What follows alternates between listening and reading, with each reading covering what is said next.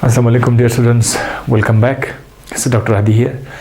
आज का टॉपिक ज़ाहिर है एक नए चैप्टर से है और चैप्टर का नाम है ग्रोथ एंड डेवलपमेंट। इस पे पहले से भी कुछ लेक्चर्स रिकॉर्ड हो चुके हैं, तो उस चैप्टर से जो टॉपिक्स हमने मिस किए हुए या अभी जो नए आए हुए हैं वो हम डिस्कस करते हैं। तो इस चैप्टर से आज का जो टॉपिक मैंने लाया है वो है क्लीवेज, होलोब्लास्टिक क्लीवेज और मेरोब्लास्टिक क्लीवेज। ये जो दो टॉपिक है ये आज हम डिस्कस करते हैं। देखिए, सेल का नाम सबने सुना है कि सेल क्या है। सेल के आसपास सेल मेम्ब्रेन है और इसके अंदर न्यूक्लियस है, साइटोप्लाज्म है, ये सबने सुना है। अब जब बात एग की आती है तो एग क्या है? एग खुद एक सेल है, ये आपको पता होना चाहिए बस। अब जब आपको पता चल गया कि एग एक सेल है तो फिर उसके अंदर भी साइटोप्लाज्म होगा, उसके अंदर भी सेल मेम्ब्रेन होगा। जितने भी मुख्तलिफ किस्म के जानदार हैं इस दुनिया में, वो जब रिप्रोड्यूस करते हैं तो अंडे की मदद से अंडा और स्पर्म आपस में मिल जाता है, फिर उनसे बच्चा आ जाता है और वो बच्चा बड़ा होके फिर वो भी रिप्रोड्यूस करते हैं। तो जो रिप्रोडक्शन है वो एग से है। अब ऑफ कोर्स बहुत सारे जानवरों में एग का कॉन्सेप्ट नहीं है, लेकिन जो हायर ऑर्गेनिज्म है उन सब के अंदर एग प्रोड्यूस होता है। अब एग जब स्पर्म के साथ मिल जाता है तो फिर उसने क्या करना है, उसने डिवाइड करना है। अगर मैं आपके सामने यहाँ पर एक डायग्राम यहाँ पे लिख दूँ कि ये हमारे पास क्या, ये एक सेल है, this is just one cell, और इस सेल को अगर मैं एग का नाम दूं तो जब इसके साथ स्पर्म आ जाए, ये फर्टिलाइज हो जाए, तो उसको क्या कहते हैं? जब अंडा और स्पर्म मिल जाते हैं उसका नाम क्या है? सबको आना चाहिए कि क्या कहते हैं उसको, इस स्ट्रक्चर को क्या कहते हैं जिसमें अंडा स्पर्म बन जाए, स्पर्म के साथ मिलने के बाद फिर उसका नाम क्या है? ज़ाइगोट है। ये तो बहुत बड़ा ही सिंपल कॉन्सेप्ट है, ज़ाइगोट। ये ज़ाइगोट जो है ये आने वाले बच्चे का सबसे पहला स्टेज है, जिसमें अभी भी ये सिंगल सेल है। ये एग क्या था? एग भी एक सिंगल सेल था। ज़ाइगोट भी क्या है? ये एक सिंगल सेल है, एक ही सेल है। फ़र्क सिर्फ इतना है कि ये जो एग सेल अकेला था उस वक्त ये हैप्लॉइड था, इसमें क्रोमोसोम की तादाद हाफ थी, और जब ये ज़ाइगोट बना तो अभी भी एक सेल है लेकिन इसके अंदर क्रोमोसोम की तादाद डबल है, 2n है। बस इतना सा फर्क है। अब आगे क्या है? आगे ये जो ज़ाइगोट है इसने अपने आप को डिवाइड करना है, डिवाइड इसे अपने आप को डिवाइड करना है बहुत सारे सेल में, 2 में, फिर 4 में, 6, 8, 10, 11, 12, 100, 200 एंड सो ऑन। बहुत सारे सेल्स में ये अपने आप को डिवाइड करेंगे। अब ये डिवीजन को क्या कहते हैं जिसमें सेल अपने आप को डिवाइड कर रहा है? इसको कहते हैं क्लीवेज। इसको कहते हैं क्लीवेज। इस डिवीजन को क्या कहते हैं? क्लीवेज कहते हैं। यहाँ तक आपको कंसेप्ट क्लियर हो गया है। अब हम अपने काम की बात की तरफ आते हैं। दुनिया में जितने भी जानदार होते हैं उनके पास जो एग होगा वो एग के अंदर खुराक पड़ा रहता है। उस खुराक का नाम यॉक है। इसके अंदर खुराक है, इसको तो यॉक बोलते हैं। अब इस यॉक के हवाले से 2 बातें आपने सीखनी है, यॉक की मिकदार और यॉक की डिस्ट्रीब्यूशन। खुराक की मिकदार बाज़ अंडों में कम होगा, बाज़ अंडों में ज़्यादा खुराक होगा। एक ये था अमाउंट। ये देखिए अमाउंट, 2 बातें आपने एग के साथ याद कर, अमाउंट एंड डिस्ट्रीब्यूशन। अमाउंट तो मैंने बता दिया, या तो वो कम होगा या ज़्यादा होगा अंडे में, मुख्तलिफ अंडे में।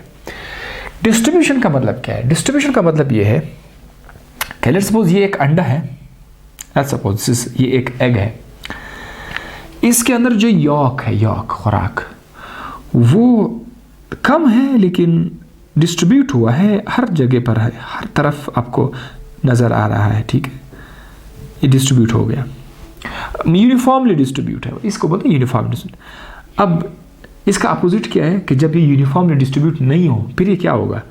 मिसाल के तौर पर ये अंडा है, लेट्स सपोज ये अंडा है, तो अंडे में किसी एक साइड पर जो है ये यॉक पड़ा होगा, एक साइड पर, ये देखो।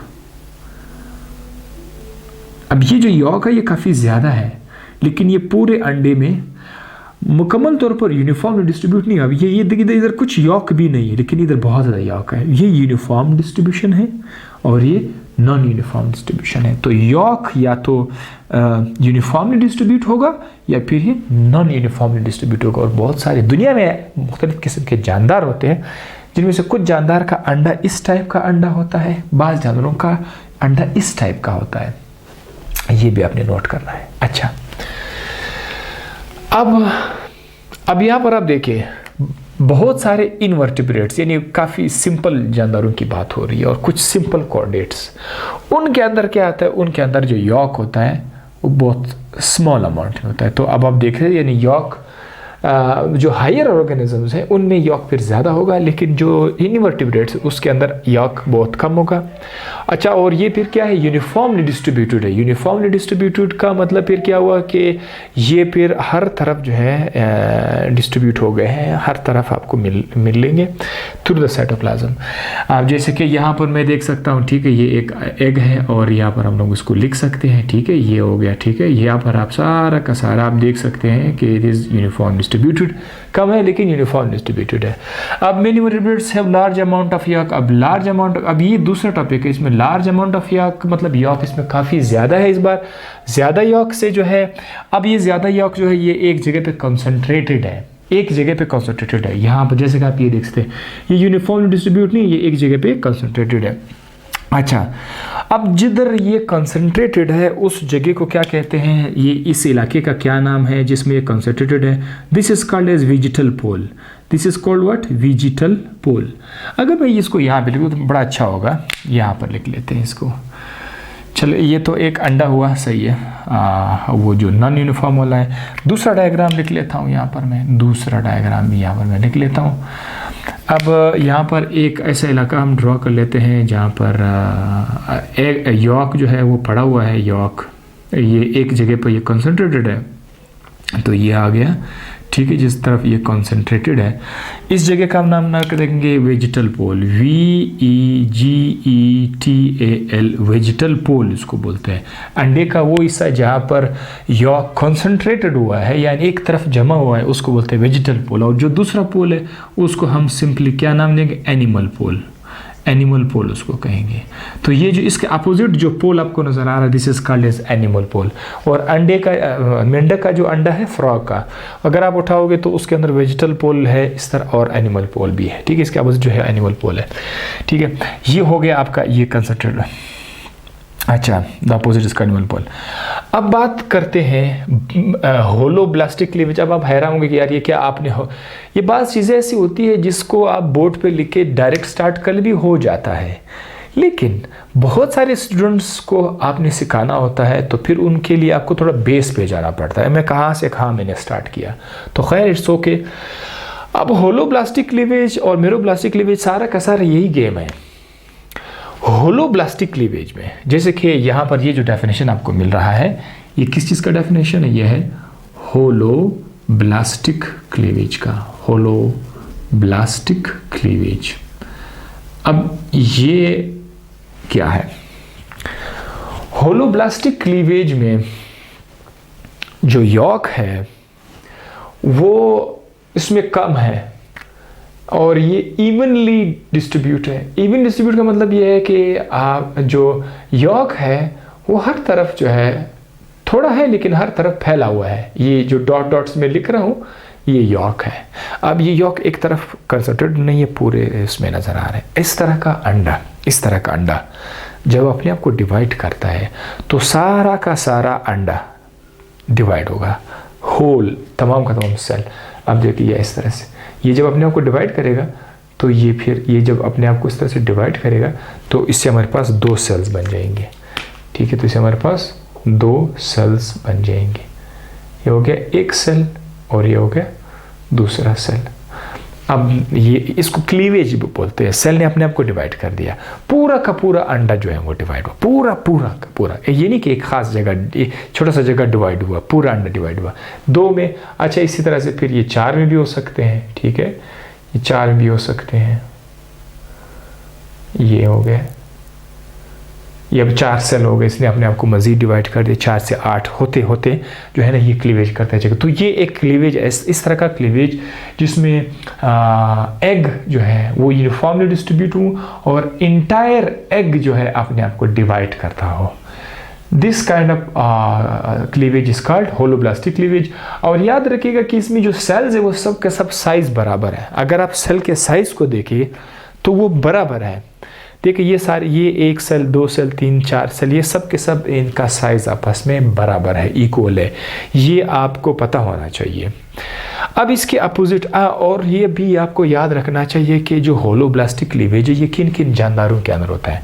एम्फीबियंस का जो ख़ानदान है फ्रॉग वाला और कुछ बोनी फिशेस, उसके अंदर जो है होलोब्लास्टिक क्लीवेज है। अब दूसरा क्या है, मेरोब्लास्टिक क्लीवेज। मेरोब्लास्टिक क्लीवेज पहले किन किन जानदारों में है, ये रेप्टाइल्स में है जैसे क्रोकोडाइल्स का ख़ानदान है, बर्ड्स में है जैसे कि चिकन है, ठीक है, चिक, एंड कुछ फिश जो है उनके अंदर जो है ये मेरोब्लास्टिक क्लीवेज है। अब इनके अंदर क्या है, large amount of the yolk. ये देखो, ये वहाँ पर स्मॉल अमाउंट है, यहाँ पर large amount of the yolk. Yolk इधर ज़्यादा है, वहाँ पर वो इवनली डिस्ट्रीब्यूट था। यहाँ पर क्या है, अंडा जो है वो यॉक जो है वो एक तरफ कंसंट्रेटेड होगा। इतना सा फर्क है, वहाँ पर इवनली डिस्ट्रीब्यूट होगा, ठीक है। Small amount of cytoplasm at the animal pole. यहाँ पर आप देखिए, यहाँ पर होता क्या है, लेट्स सपोज ये अंडा है, ये अंडा है,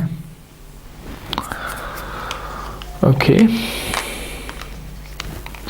अच्छा, ये वाला डायग्राम जो मैंने लिखा था ये उसका एनिमल पोल और वेजिटल पोल का है, तो मैं चाहता हूँ कि ये आपके लिए दोबारा लिख दूँ।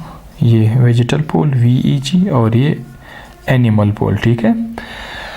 अब यहाँ पर हम एक डायग्राम लिख लेते हैं आपके लिए। एग का डायग्राम है, दिस इज़ आवर एग, ठीक है। इसमें हम क्या करते हैं, एक लाइन हम ड्रॉ कर लेते हैं। ये सारा का सारा यहाँ पर क्या है, उसका एक छोटा सा इलाका यहाँ पर है जिसको साइटोप्लाज्म का स्मॉल पार्ट है, यहाँ पर very small part, that is called the part of cytoplasm, छोटा साइज है। अब नीचे जो अगर आप देखें ना, ये सारा का सारा जो है यॉक है।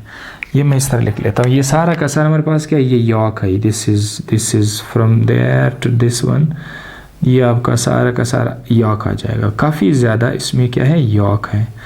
तो ये डायग्राम मैं इस तरह लिख रहा हूँ, ठीक है। ये यॉक है, ये सब का सब यॉक है, ठीक है। ये यॉक होने के बाद हम लोग यहाँ पर आ जाते हैं। अब ये जो छोटा सा इलाका है, ये जो छोटा सा इलाका है दिस एनिमल पोल की तरफ से, ये तो वेजिटल पोल में आएगा। ये जो एनिमल पोल का एक छोटा सा इलाका है, ये जो छोटा सा इलाका है साइटोप्लाज्म का एक small part of the cytoplasm है। दिस इज कॉल्ड व्हाट, ये जो छोटा सा इलाका है, this is called what, a small part of the cytoplasm, small part of the cytoplasm. Cytoplasm ये है, साइटोप्लाज्म का एक छोटा सा हिस्सा है। जब सेल डिवाइड करेगा तो ये सारा का सारा सेल डिवाइड नहीं कर, जिस तरह वहाँ पर पूरा का पूरा सेल डिवाइड हो रहा था, ये पूरा का पूरा डिवाइड नहीं होगा। पता है, यहाँ पर ये जो छोटा सा इलाका है साइटोप्लाज्म का, यहाँ पर सेल डिवीजन स्टार्ट हो जाएगी। और इस इलाके का नाम ब्लास्टोडिस्क भी है। इसका नाम क्या है, ब्लास्टोडिस्क। ये मैंने इधर लिखा भी है, दिस इज कॉल्ड व्हाट, ब्लास्टोडिस्क। इस छोटे से इलाके का यहाँ पर डिवीजन स्टार्ट हो जाएगी। ये यहाँ पर ये एक लाइन में लिख रहा हूँ, जिस तरह यहाँ पर मैंने एक लाइन लिखा था ना डिवीजन, तो यहाँ पर मैं एक लाइन लिख रहा हूँ। ये इसके दो सेल्स हो जाएंगे। ये सिर्फ ये इलाका डिवाइड, और बाकी सारा का सारा सेल डिवाइड नहीं हो रहा। ये मज़े की बात तो ये है कि पूरा सेल डिवाइड नहीं हो रहा, सेल का एक मखसूस इलाका, उस सेल के साइटोप्लाज्म का एक मखसूस इलाका वो डिवाइड कर रहा है। तो ये इस तरह से 2, फिर इस तरह से 4, ठीक है। इस तरह से आप 6, 8, 10, 16, 20, 30, यानी सिर्फ इस जगह पर जो है सेल की डिवीजन होती जाएगी।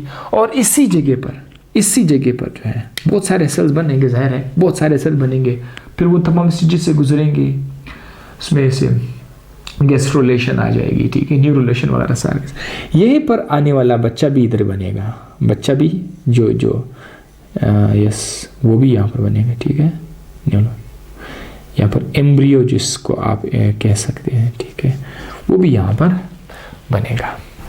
सो this sort of cleavage is called meroblastic cleavage. इसके मुकाबले में ये वाला जो है this is called holoblastic cleavage. I hope यहाँ तक आपको समझ आ गया और इंशाल्लाह आप वो कर सकते हैं। मैं थोड़ा सा हट जाता हूँ, आप रिकॉर्ड भी कर सकते हैं इंशाल्लाह। नेक्स्ट फिर हम एनिमल के अंदर जो क्लीवेज है, एनिमल के अंदर जो डेवलपमेंट है, मेरा वीडियोस पे मौजूद है इसके ऊपर, चिक के ऊपर डेवलपमेंट में, लेकिन अब जो है इंसान ह्यूमन के अंदर जो है वो भी इंशाल्लाह नेक्स्ट वीडियो लेक्चर में आपके साथ शेयर करेंगे।